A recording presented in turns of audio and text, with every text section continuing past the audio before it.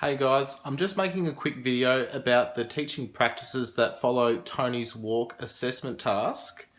I've done it this way because I thought it would avoid me taking lots of screenshots and it might be a bit easier for the marker to understand what I plan on doing.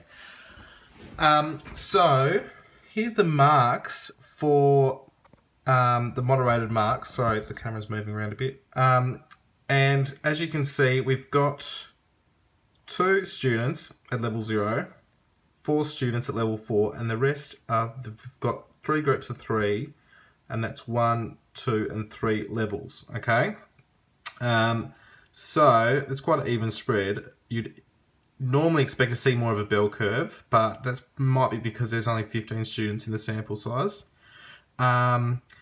So I've decided to differentiate the learning because we've got such a wide variety of abilities in there.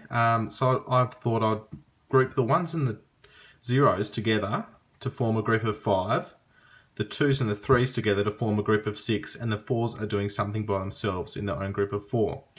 So the first group is going to be doing this task on Maths 300. So Maths 300 has actually got software available for teachers, and if you've got a subscription, you can use this software and install it on all your students' laptops.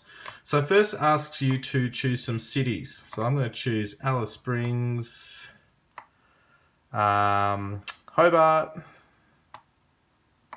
Let's choose Mexico City, some that aren't in Australia, and Salt Lake City. And maybe I'll put Brisbane in there too. Okay, once you've selected a couple, you press OK, and it gives you a number of tables.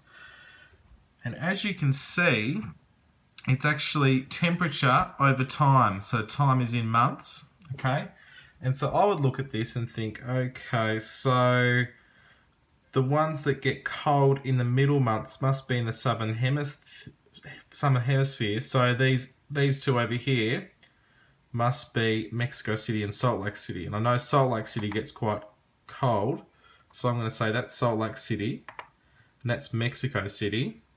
And out of the ones that's left, the coldest one would be Hobart, probably.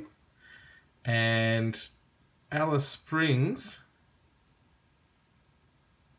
I reckon that one's Alice Springs because it's got more, it's a bit more, it's in a desert, it's more extreme. And that just leaves Brisbane. And then you press OK when you're finished, and it gives you a tick if you're right. And so this is a good way for them to see a graph because they're probably more used to seeing this type of graph in the media and in the news, in weather reports and that type of thing. And velocity can be a bit confusing for some students. So that's for the level 0s to 1s. Pretty short activity really. And when they finish that, they could probably go on to do the activity that the level 2 and 3s are doing. So there's 6 students in level 2 and 3s, and they're going to be using this software here, which is this is free.